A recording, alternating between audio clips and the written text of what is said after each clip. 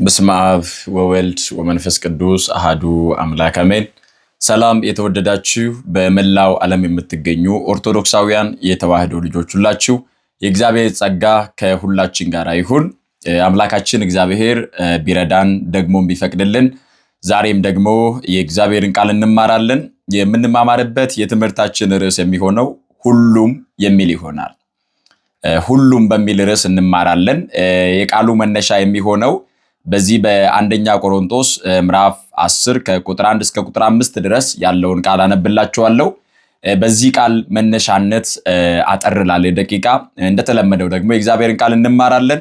ብርሃነ ዓለም ቅዱስ ጳውሎስ ለቆሮንቶስ ክርስቲያኖች በጻፈው መልእክቱ በመጀመሪያይቱ አንደኛ ቆሮንቶስ ምዕራፍ 10 ከቁጥር 1 ጀምሮ እንዲህ ይላል፣ አነብላችኋለሁ። ወንድሞች ሆይ ይህን ታውቁ ዘንድ እወዳለሁ።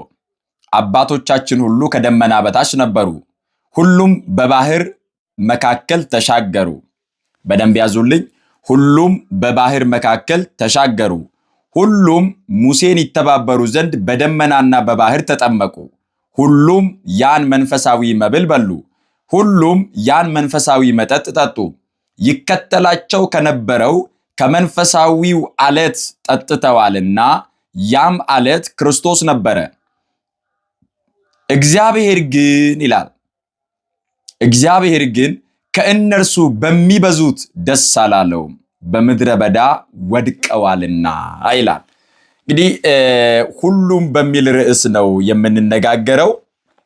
በዚህ የመጽሐፍ ቅዱስ ክፍል ውስጥ ብርሃነ ዓለም ቅዱስ ጳውሎስ ለቆሮንቶስ ክርስቲያኖች ሲያስተምራቸው ወንድሞች ሆይ ይህን ታውቁ ዘንድ እወዳለሁ። አባቶቻችን ሁሉ ከደመና በታች ነበሩ። አባቶቻችን ሁሉም እስራኤላውያን 430 ዘመን ከነበሩበት በባርነት ቀንበር ተይዘው በፈርዖን ግዛት ውስጥ ሆነው መከራ ይበዛባቸው ነበር፣ ስቃይ ይበዛባቸው ነበረ። በደማቸው የፒራሚድን ግንብ ይገነቡ ነበረ። የሚደርስባቸውን ግፍ፣ የሚደርስባቸውን ስቃይ፣ የሚደርስባቸውን መከራ እግዚአብሔር ተመለከተና ሙሴን አስነስቶ ሁላችን ታሪኩን እንደምናውቀው እነዚህ ሰዎች ሁሉንም ከግብፅ አወጣቸው። እግዚአብሔር ሁሉንም ከግብፅ አወጣቸው። ስለዚህ ቅዱስ ጳውሎስ ምን አለ? ሁሉም ከደመና በታች ነበሩ። ያ አምደ ደመና ተተክሎላቸው በበረሃ እንዳያልቁ ደመናው ይመራቸው ነበረ። ሁሉም ከደመና በታች ነበሩ። ከቁጥር የጎደለ የለም። ከደመና ውጪ ሆኖ ከደመናው ቀርቶ በግብፅ መከራ የቀረ አልነበረም። እግዚአብሔር ሁሉንም ከግብፅ አወጣ። ሁሉም ከደመና በታች ነበሩ አለ። በመቀጠል ሁሉም በባህር መካከል ተሻገሩ ይላል። እንግዲህ እስራኤል ዘሥጋ የኦሪት ዘጸአት ምዕራፍ 14 ላይ ታሪኩ በስፋት ተጽፎ እንደምናገኘው 15 ላይ ምስጋና ነው ያለው። ኦሪት ዘጸአት ምዕራፍ 15 ላይ አመስግነውታል እግዚአብሔርን፣ ምክንያቱም ባህር ከተሻገሩ በኋላ። ምዕራፍ 14 ላይ ግን በባህሩና በእነርሱ መካከል አደገኛ ነገር ነበረ። እነርሱ ባህሩን ሊሻገሩ ባህሩ ጋር ደርሰዋል። ከኋላቸው ደግሞ የተመረጡ የፈርዖን ሰረገላዎች፣ የተመረጡ የፈርዖን ወታደሮች ነበሩ። ስለዚህ ከኋላ ወታደር ያስጨንቃቸዋል። ከፊት ለፊት ደግሞ በዋና የማይሻገሩት በመርከብ ያላለፉት እጅግ አስፈሪ የሆነ የኤርትራ ባህር ከፊት ለፊታቸው ተደቅኗል። ስለዚህ ከኋላ ወታደር አለ፣ ከፊት ለፊት ባህር አለ። በእንደዚህ አይነት አስጨናቂ ነገር ውስጥ እያሉ ሁሉን የሚችል አምላክ የዘላለም አባት እግዚአብሔር፣ ሁሉን ማድረግ የሚችለው ጌታ፣ ሁሉን ታደርግ ዘንድ ቻይ እንደሆንክ ሐሳብህም ይከለከል ዘንድ ከቶ እንደማይቻል አሁን አወቅኩ ብሎ ኢዮብ ምዕራፍ 42 ከቁጥር 1 ጀምሮ እንዳመሰገነው ሁሉን ያደርግ ዘንድ ቻይ የሆነ አምላካችንና አባታችን እግዚአብሔር፣ የሚሳነው ነገር የሌለ የዘላለም አባት እግዚአብሔር ባህሩን ከፍሎ ሁሉንም አሻገራቸው ይላል። እግዚአብሔር እስራኤላውያንን ሁሉንም አሻገራቸው፣ ያልተሻገረ የለም። ስለዚህ ሁሉም ከደመና በታች ነበሩ፣ ከእግዚአብሔር ጸጋ ተካፋዮች ሆነዋል። እግዚአብሔር የሰጣቸውን ነፃነት ተቀብለዋል። እንደገና ደግሞ ሁሉም በባህር መካከል ተሻግረዋል። ፈርዖንና ሰራዊቱ ሲሞክሩ በባህሩ መካከል ሰመጡ፣ በባህሩ መካከል ወደቁ፣ በባህሩ መካከል ሞቱ፣ ሬሳቸውም ተገለጠ፣ ታየ። ስለዚህ እግዚአብሔር አምላክ እስራኤላውያንን ሁሉም ከደመና በታች ነበሩ፣ ሁሉም ደግሞ ባህሩን እንዲሻገሩ እግዚአብሔር አደረገ። ባህሩን ለሁለት ተከፈለ። በቀኝና በግራ እንደ ግድግዳ ቆመ ባህሩ። እግዚአብሔር እስራኤላውያንን ረዳቸው። እስራኤላውያን ደግሞ በዚያ ባህር መካከል በደረቅ ተሻገሩ። ሁሉም ከባርነት ወጥተዋል። ሁሉም ደግሞ ባህር ተሻግረዋል። ይህንን የምናነሳው እንዲሁ ዝም ብለን ታሪኩን ብቻ አይደለም። ይኸውላችሁ ሁላችንም በ40ና በ80 ቀን ተጠምቀናል። ልጅነትን አግኝተናል። ኦርቶዶክሳውያንን ሁላችንንም ደግሞ እግዚአብሔር ከ5500 ዘመን ዓመተ ፍዳ ዓመተ ኩነኔ ከሚባልበት ከማይታየው የሞትን ባህር አሻግሮናል እግዚአብሔር። ስለዚህ ከሰማይ ሰማያት ወርዶ ስጋውን ቆርሶ ደሙን አፍስሶ የዘላለም አምላክ በስጋ ተገልጦ ከኃጢአት እስራት ፈቶናል። አሁን እኛ ሁላችንንም የተጠመቅን ሁላችን ክርስቶስን ለብሰናል። ቅዱስ ጳውሎስ እንደተናገረ ገላትያ ምዕራፍ 3 ላይ የተጠመቃችሁ ሁላችሁ ክርስቶስን ለብሳችኋል እንዳለ ሁላችንም ተጠምቀናል። ሁላችንም ክርስቶስን ለብሰናል። ሁላችንም ደግሞ ሞት ባህር የተባለ ሞትን ተሻግረናል። እግዚአብሔር በደሙ አሻግሮናል የሞትን ባህር። ስለዚህ ቅዱስ ጳውሎስ ምን አለ? ሁሉም ከደመና በታች ነበሩ አለ። አዎ ሁሉም፣ ግማሾቹ አላለም፣ ሩብ አላለም፣ እኩሌቶቹ አላለም፣ ደግሞ የተወሰኑቱ አላለም። ሁሉም ከደመና በታች ነበሩ። ሁሉም ያንን ባህር በደረቅ ተሻገሩ። ማ ስለረዳቸው? እግዚአብሔር ስለረዳቸው። ቀጥሎ እንደዚህ ይላል፣ ሁሉም በባህር መካከል ተሻገሩ። ሁሉም ሙሴን ይተባበሩ ዘንድ በደመናና በባህር ተጠመቁ። ሁሉም ያን መንፈሳዊ መብል በሉ። ሁሉም ያን መንፈሳዊ መጠጥ ጠጡ። ይከተላቸው ከነበረው ከመንፈሳዊው አለት ጠጥተዋልና ያም አለት ክርስቶስ ነበረ ይላል። አሁን እዚህ ውስጥ ድጋሚ ያነበብኩላችሁ እንድታስተውሉት ነው። ሁሉም ተሻገሩ። ከተሻገሩ በኋላ ሁሉም ሙሴን ይተባበሩ ዘንድ በደመናና በባህር ተጠመቁ አለ። ከዚያ በመቀጠል ደግሞ ሁሉም አለ ያን መንፈሳዊ መብል በሉ። ከሰማይ ይወርድ የነበረውን እንጀራ፣ እግዚአብሔር ከሰማይ ያወረደላቸውን እንጀራ፣ እግዚአብሔር ይመግባቸው የነበረውን እንጀራ የዮሐንስ ወንጌል ምዕራፍ 6 ላይ ጌታችን መድኃኒታችን ኢየሱስ ክርስቶስ ለሚጠፋ መብል አትስሩ ብሎ ይከተሉት የነበሩትን ሕዝብ ባስተማረ ጊዜ ይበሉ ዘንድ ከሰማይ እንጀራ ሰጣቸው ተብሎ ተጽፏል፣ አንተስ ምን ምልክት ታሳየናለህ ብለው ደግሞ ሲጠይቁት እንጀራ ከሰማይ የሰጣችሁ እግዚአብሔር ነው እንጂ ሙሴ አይደለም። እንጀራ የሰጣችሁ አባቴ ነው፣ የመገባችሁ አባቴ ነው፣ እግዚአብሔር ነው እንጀራ የሰጣችሁ። ነገር ግን ያንን መና የበሉ ሁሉ ሞተዋል። ያንን መና የበሉት ሞተዋል አለ። ምክንያቱስ መናው ገነትን ከፍቶ የእግዚአብሔርን መንግስት ሊያወርሳቸው አልቻለም። መናው ያንን የሞትን ኃይል ሊቆርጠው አልቻለም። ሲኦልን መበርበር አልቻለም። ስለዚህ ያንን መንፈሳዊ መብል ሁሉም በልተዋል አለ ቅዱስ ጳውሎስ። ሁሉም ያንን መንፈሳዊ መብል በሉ። ሁሉም ያንን መንፈሳዊ መጠጥ ጠጡ። ከዓለት ላይ የፈለቀውን ውሃ ጠጥተዋል። ከሰማይ የወረደውን መና በልተዋል። ደግሞ ይከተላቸው የነበረ እነርሱን በምድረ በዳ ያጠጣቸው የነበረ ያ መንፈሳዊ ዓለት ክርስቶስ ነበረ በማለት ቅዱስ ጳውሎስ ተናገረ። ስለዚህ የእነዚህን ሰዎች ታሪክ ስንመለከት በመጀመሪያ ሁሉም ከደመና በታች ነበሩ። ሁለተኛ ሁሉም ባህር ተሻግረዋል። ሶስተኛ ሁሉም መንፈሳዊ መብል የተባለ መና በልተዋል። ሁሉም መንፈሳዊ ዓለት ከተባለ ከክርስቶስ ጠጥተዋል። ያንን መንፈሳዊ ዓለት ከእርሱ የመነጨውን ያንን ውሃ በምድረ በዳ ላይ ጠጥተዋል። ከዚያ ጥያቄው ይቀጥላል ማለት ነው። ያ መንፈሳዊ ዓለት ክርስቶስ ነበር በማለት አሁን ወደኛ ህይወት እናምጣው። ሁላችንም ተጠምቀን ዳግም ተወልደናል። ሁላችንም የሞትን ባህር ተሻግረናል።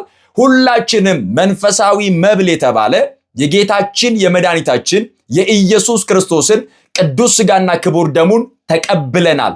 ሁላችንም በክርስቶስ ደም ንጽህና እንዲኖረን፣ ቅድስና እንዲኖረን የኃጢአታችን እስራት ተፈቶ የእግዚአብሔር ልጆች ሆነናል።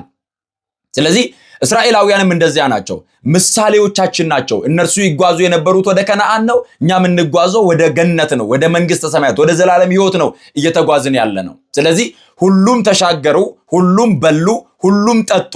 ሁላችንም የሞትን ባህር ተሻግረናል። ሁላችንም ተጠምቀናል። ሁላችንም ቅዱስ ሥጋውና ክቡር ደሙን ተቀብለናል። ሁላችንም ልጅነት አግኝተናል። በመቀጠል እንደዚህ ይላል፣ እግዚአብሔር ግን ይላል፣ የሚያስደንቅ ቃል ነው። እግዚአብሔር ግን ከእነርሱ በሚበዙት ደስ አላለውም፣ በምድረ በዳ ወድቀዋልና አለ። ሁሉንም ካደረገላቸው በኋላ በሚበዙት ደስ አላለውም። አስተውላችሁ ታውቁታላችሁ? በሚበዙት ደስ አላለውም እግዚአብሔር። ኢያሱና ካሌብ ነበሩ ቃሉን ሰምተው አምነው የወረሱት። በሚበዙት ከ600,000 በላይ ህዝብ ነው እየተጓዘ የነበረው።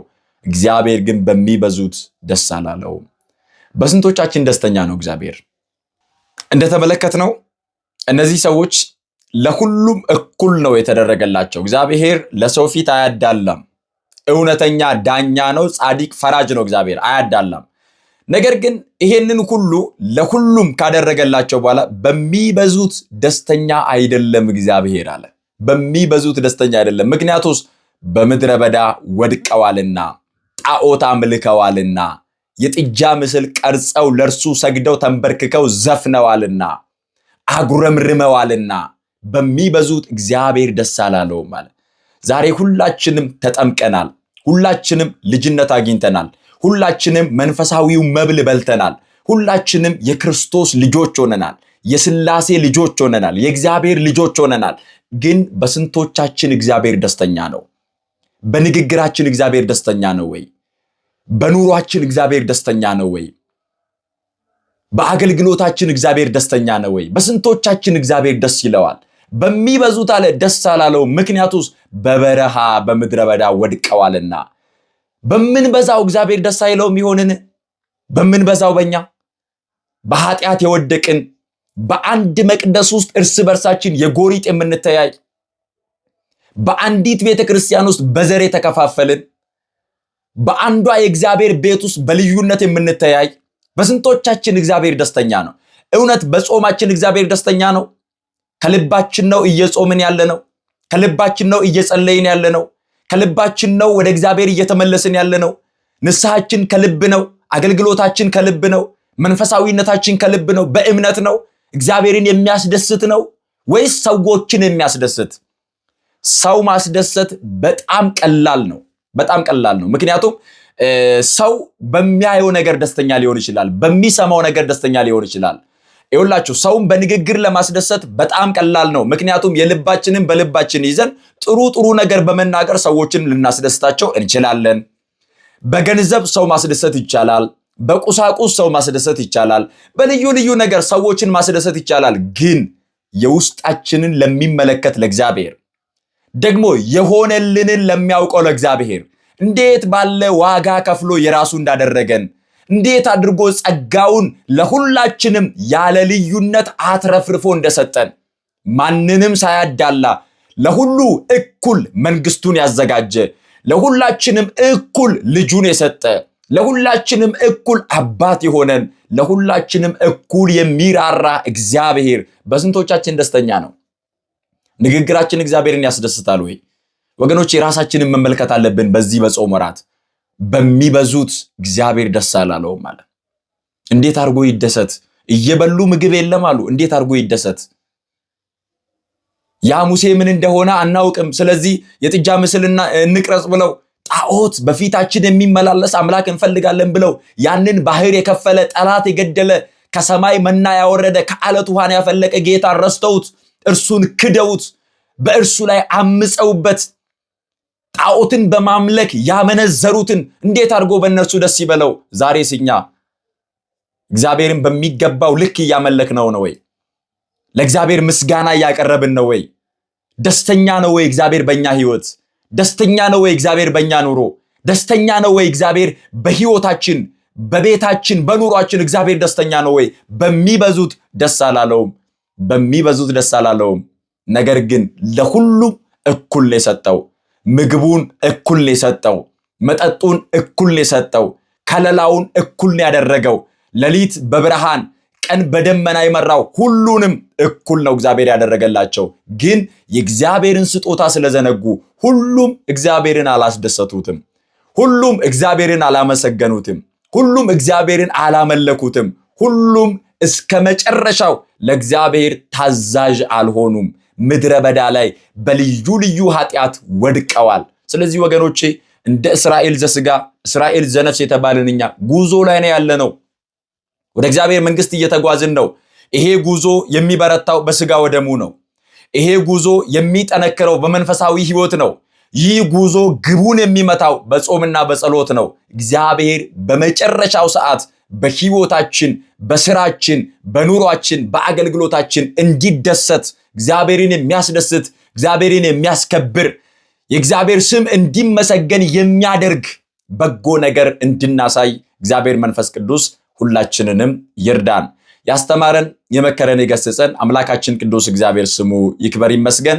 የእግዚአብሔር ቸርነት፣ የእመቤታችን የቅድስት ድንግል ማርያም አማላጅነት፣ የቅዱሳን መላእክት ፍጹም ጥበቃ፣ የአባቶቻችን ጸጋና በረከት ከሁላችን ጋር ይሁን። ይቆየን።